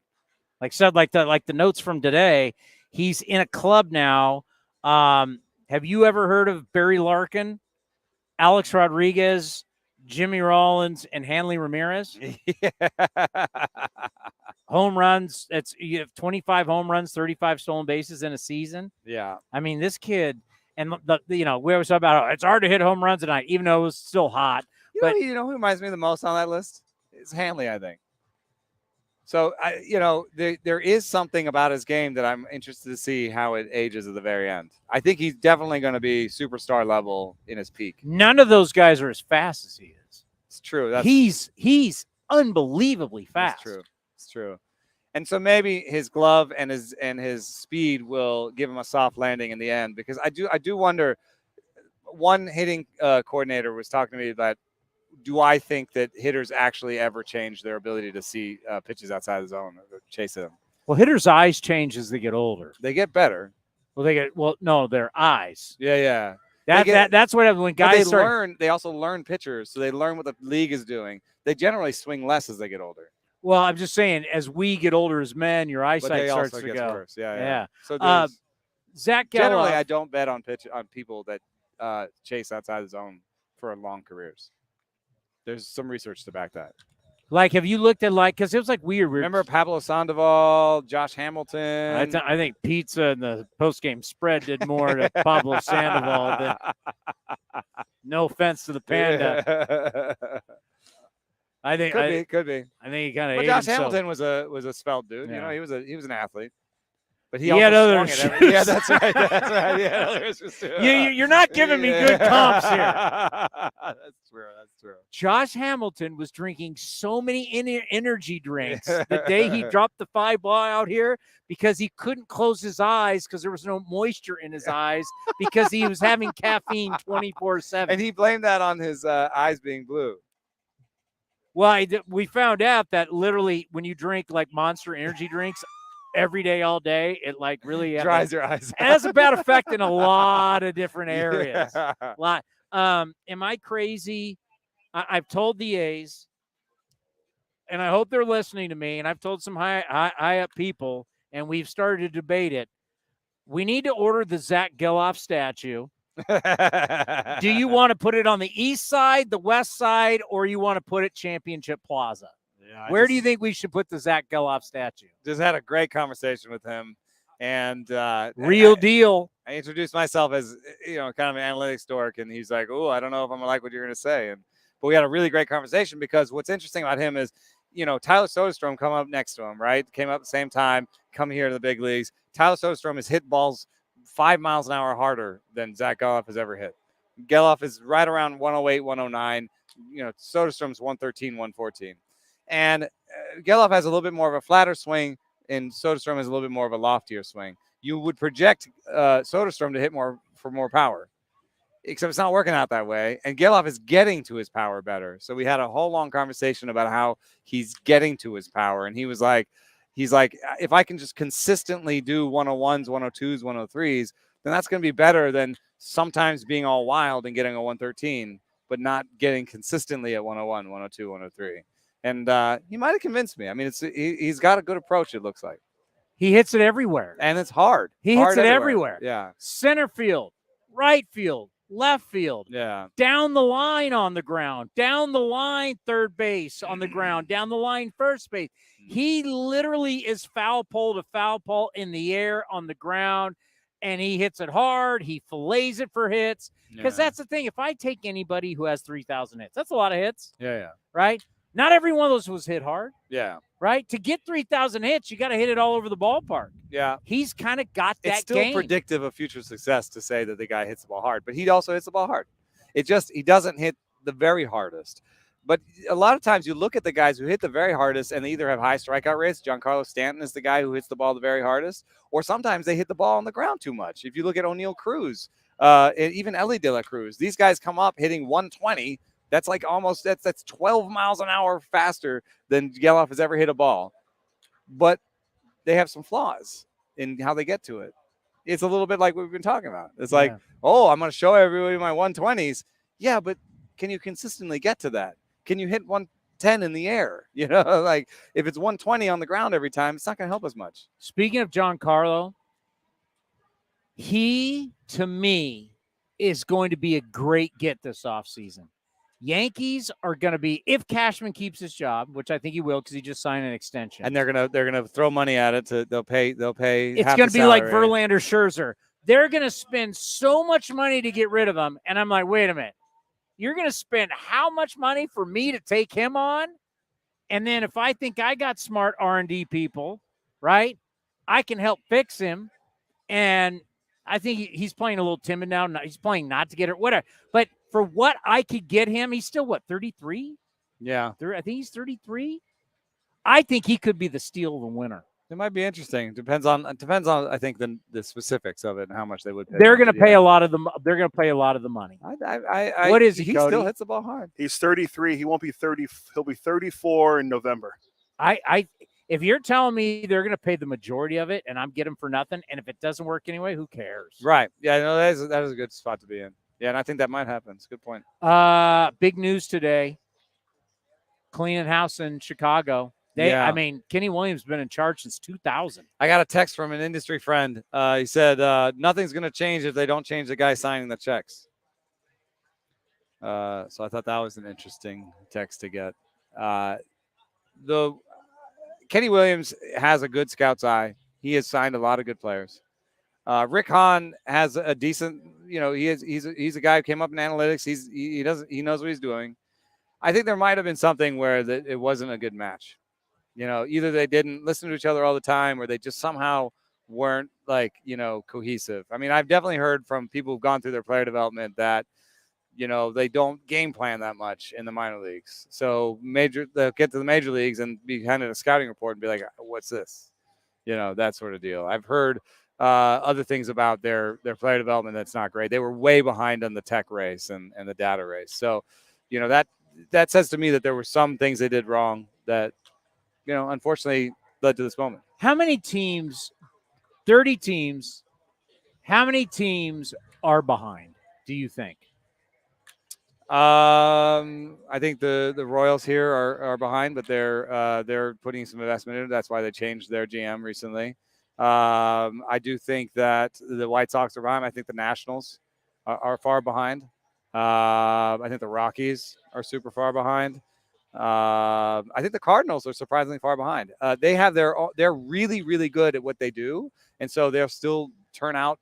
They're good at turning out major league regulars, on offense. They're good at turning out Brendan Donovan types. They will do that forever. That's going to be fine. But in terms of turning out pitching, I think they're pretty far behind.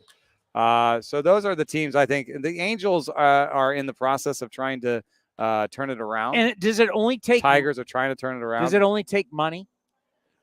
There's got to be willingness. It takes time too, because remember what I said about hard and soft skills. Like you can bring, like the Mets right now are bringing to bear all the investment monetary wise, but they also if you think about it, you have I would say on the order of 50 plus coaches in your minor league system. If you're talking about the coordinators and all the sort of player development staff that you got, roving coordinate, all that stuff, you have 50 plus coaches. There's no way that you can come in year one, cut all 50 and bring in new 50, right? So that's not going to happen. So X percentage of these guys aren't on board with what you're doing.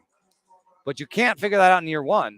So year two, you let some guys go, you fire some guys, you still haven't gotten rid of all the ones that aren't on board. And you're going to lose some. And you're lose some of the good ones even. And you start hiring good ones, you lose some of the good ones while you're trying to get rid of the bad ones. So it's like it's turning a tanker. So it really is 3 to 5 years. It's like, best way to explain it is you have this new math that you're going to teach. And you went out and bought all the new math books, but now you got to find the right teachers to explain it to the kids. Understand all the vocab and actually connect with the kids. You Yeah. can't bring the nerd in who's like, why don't you guys get this? So obvious. Bad teacher. The teacher who can, because I always try and explain this like teaching, because the nerds don't get this. A good teacher understands that different kids in the classroom learn differently. Mm-hmm. So a good teacher can connect with all the kids. That's part. I know you don't like to give the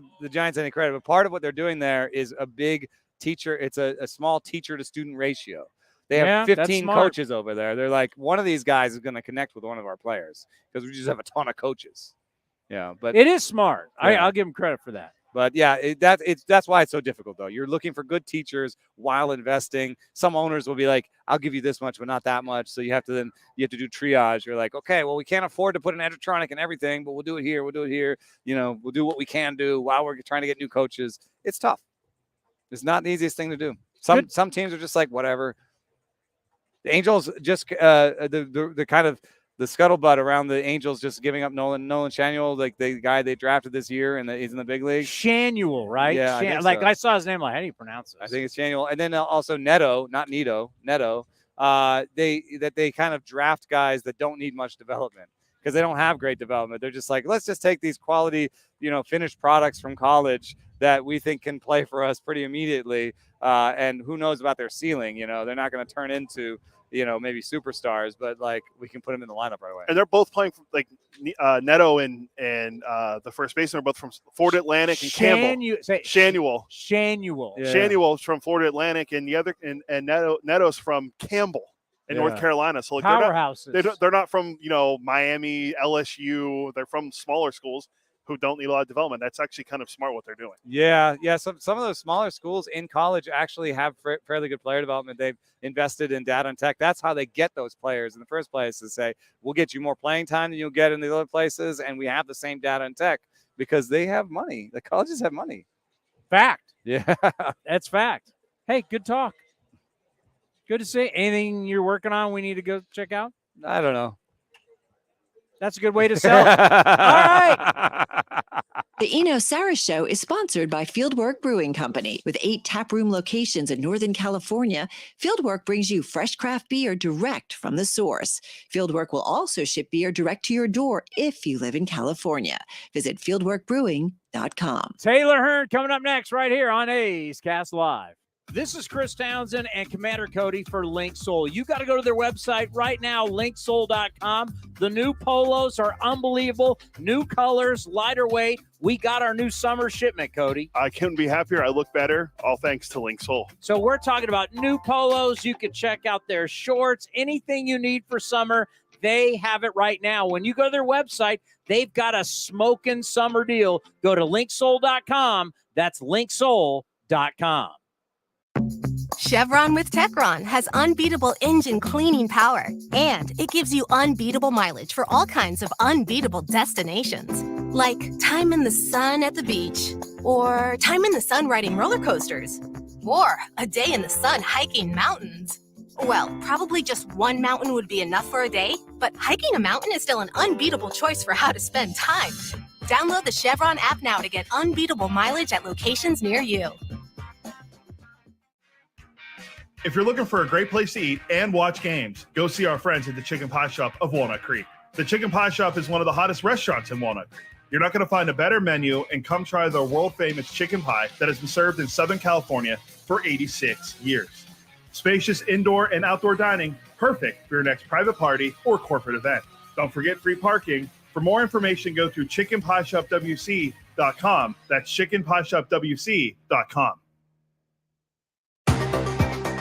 Unlock offers and receive exclusive in-game features by downloading the MLB Ballpark app for iPhone and Android today. Plus, get the latest information on game times, schedules, and more.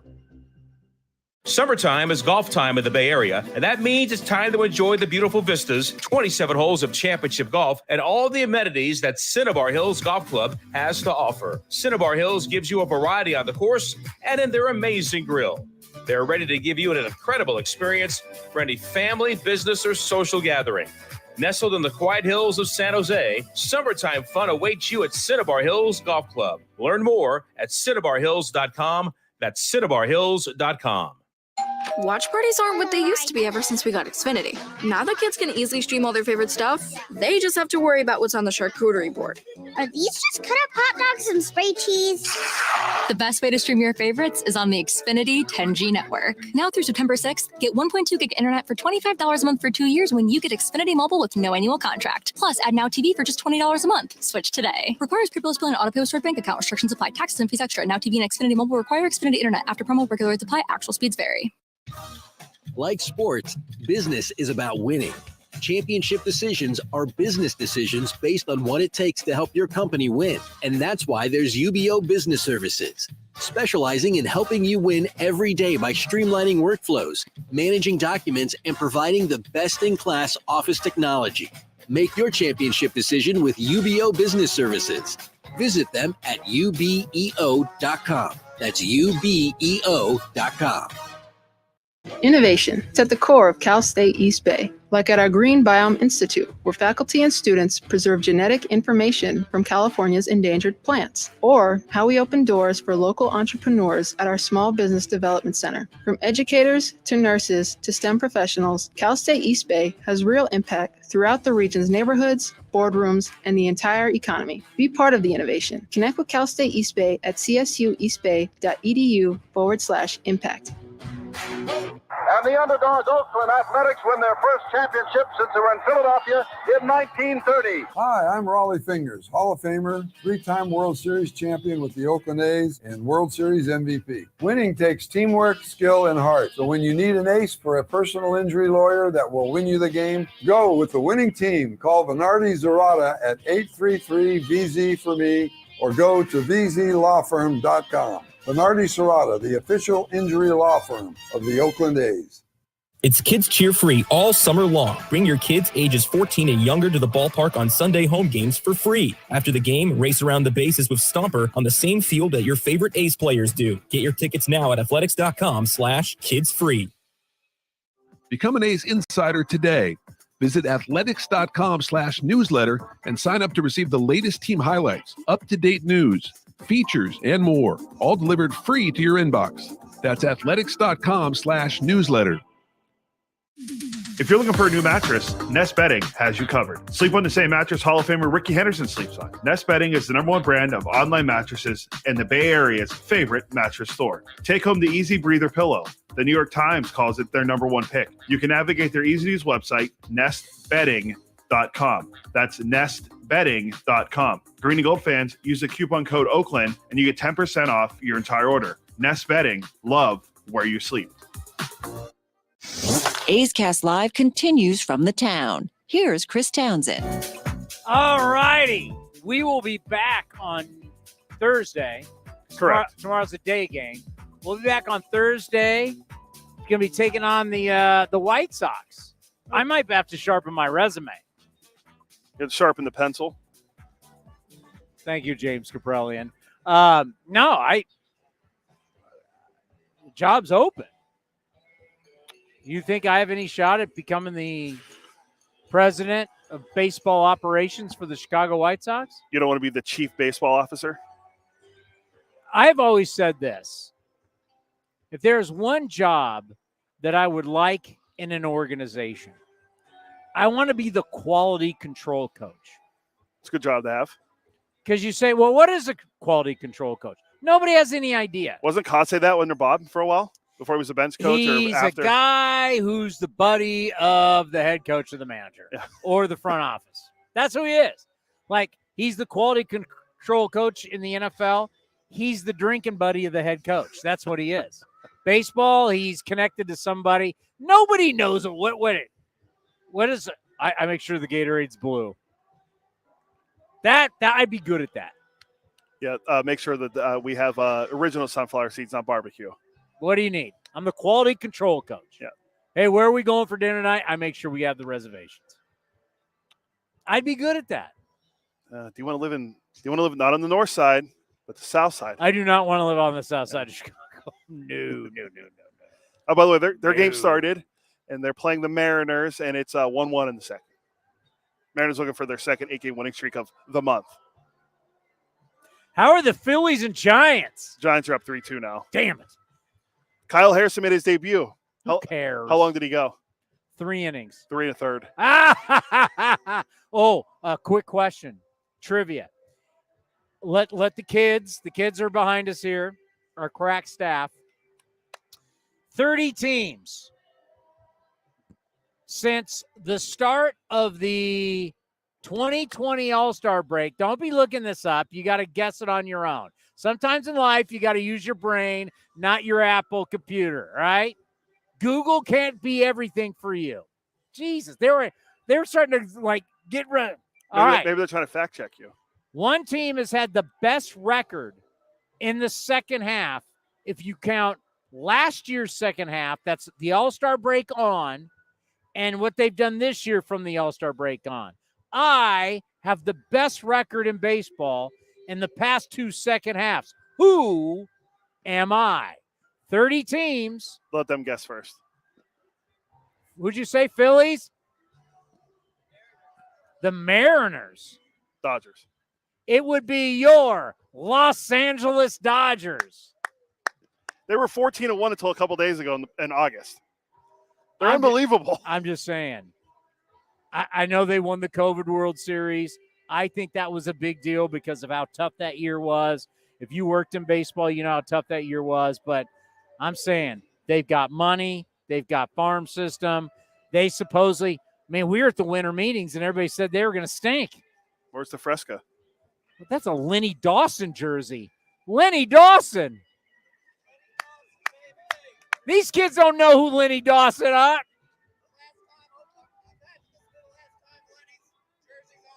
That's probably a good point. Last time we saw Lenny Dawson jersey here in Oakland. It'd be a long time. The Hall of Famer. I bet these kids thought it was Joe Montana walking down. That's not a Joe Montana jersey. Wait, he was 19 with Kansas City, right? I don't remember. Yeah, because I think Dawson's number might be retired. Joe Montana, who didn't get the privilege to play with Rex Hudler. Pride of Ringgold High School in Pennsylvania. What was I just Dodgers. Dodgers. How about that? Really what is that? If you want to talk about who's the model organization in baseball, really hard not to say the Los Angeles Dodgers. Oh, they're pretty good. And look at them this year. You said they were going to stink at the winter meetings. The Padres. I believe it was Hembo and I were all on the Dodgers. You had the Giants getting Judge. They did. They got arson judge. You basically were burying the Dodgers. Now JD Martinez is on the injury list. They'll throw some guy in. They'll figure it out. Taylor Hearn, lefty. We've talked a couple times over the years. Got a chance to chat with him earlier today. in the dugout of the Kansas City Royals. We'll see everybody Thursday at 2 o'clock. You pitched yesterday, and we always like having you on your program. Thanks for coming back on A's Cast Live. Oh, man, I'm excited. I'm excited to be back. So how are things going in Kansas City right now? Because it looks like you guys are a group that's starting to get better. It's been fun. This is a really good group of guys, all young, pulling for each other, and they're just fun in general. You know, it's been a long year, obviously, but like just ever since I got here, man, they've been really open arms, welcome, making me feel good, and I'm just trying to do what I can this last month long. What's it like for you being a veteran guy coming into a clubhouse like this? Oh, I mean, it's nothing's really changed for me. Still the same guy, still open as a book. You know, whatever guys want to ask me, I'm always still trying to learn as well. And I think just trying to just adapt to the culture, you know, learning how they do things over here. And it's kind of hard to pass up such a beautiful stadium also. So it was definitely one of my favorite stadiums. Well, you know the situation we're in with the A's because obviously you've played against some of our really good teams. We're now in rebuild mode. You know, what are the advice you give? Like, if you could talk to some of the A's players, what advice do you give some of these young guys as they're coming in and they're feeling their way? Man, honestly, probably one of the things I could tell them was just to continue to empty the tank, but then just realizing like not every outing or not every game is going to be perfect. You know, there's going to be games and outings where you don't do that well. And I think as baseball players, we're so competitive, you know, and just trying to be realistic and just learning like we're going to make mistakes, but it's a marathon, not a sprint. Yeah, we've talked a lot about our young guys finishing the season out. This is the longest season these guys have ever played. It's the same thing over here with some of the young guys here with Kansas City. How important, whether you're going good or bad, how important is it to finish that season, to know what playing a full Major League Baseball season is like? Oh, it's huge. It's huge because you learn so much about your body. You learn so much about coming in at different time zones and everything, and coming through the minor leagues up into the big leagues. Like it's nothing. It's not the same, you know. Yeah, AAA you can fly and stuff like that, but in AAA you're not gonna fly from New York and come down here to, you know, California that many time zones, you know. But it's definitely you learn a lot, you know. Probably the biggest advice and something I learned and it's really helped me out over these last few years is just learning how to take care of my body. Like the treatment, investing in the Normatex and investing in the stuff that can help me recover has helped me out tremendously over the years. See, that's what I was thinking about. Like going through your first year and you realize in the end how hard it is. Doesn't that also teach you in that real first off season, wow, I really have to change the way I take care of myself, sleep, nutrition, working out to prepare you for that next year? Isn't like a year like this prepare you for what you need to do in the future? Oh, absolutely does. You know, especially when you so used to eating Texas barbecue, and then you come up and get some Kansas City barbecue. Still the same and everything, but yeah, I mean, yeah, that type of stuff is a pretty big deal though, and that's something that they really stress on over here, and they do a really good job about that. You know, we were thinking about you in the off season because there was that great article in The Athletic about your family being rodeo cowboys. I mean, it's in your blood. Talk about your grandfather, your father. Talk about the rodeo. Talk about how big it's been inside your family. Man, it's the first thing I ever did. You know, I didn't pick up a baseball bat, pick up a football. It was a rope. You know, my first picture is my mom and dad set me on a Palomino horse we had, and that was the first thing I did. And so I did that all the way up until I was like 16, 17. Baseball kind of got in the way. Stopped doing that, and then now I just do it for fun. Your grandfather, I mean, reading the article, he was buddies with Muhammad Ali. I mean, he was. Is he still with us? Yes, he is. He's a famous cowboy, right? Yeah, he's like I like to call him the Jackie Robinson of rodeo. So that's incredible. Yeah, no, he's great. He's great. He's got a lot of stories. He's been through a lot, man. And my dad and them have so many stories. They continuously tell me about all the stuff he went through, and you know, and it's helped me out along the way. But just he's a true pioneer of rodeo. So when your career is over, does it go into the rodeo circuit? What do you keep in the family tradition? It's not even just keeping the family tradition. It's just like something I want to do. So once I'm done, yeah, that's the first thing I'm jumping right back into. I've already been taking the steps necessary to get it ready and do all that type of stuff. But yeah, like once I'm done, that's where you'll see me. That's awesome. We're gonna have to continue this journey. I can't wait to see like full on competitive. Yeah. I'm gonna give it a shot. get back into it. I'll probably be a little bit older, but I'll probably try to hit it hard for like a couple years, maybe a year or two, and then if not, then I'll just be back home chilling. Hey, great stuff. We always appreciate you stopping by, and good luck the rest of the season. Stay healthy. I appreciate it. Thank you for having me. This is Chris Townsend and Commander Cody for Link Soul. You got to go to their website right now, linksoul.com. The new polos are unbelievable. New colors, lighter weight. We got our new summer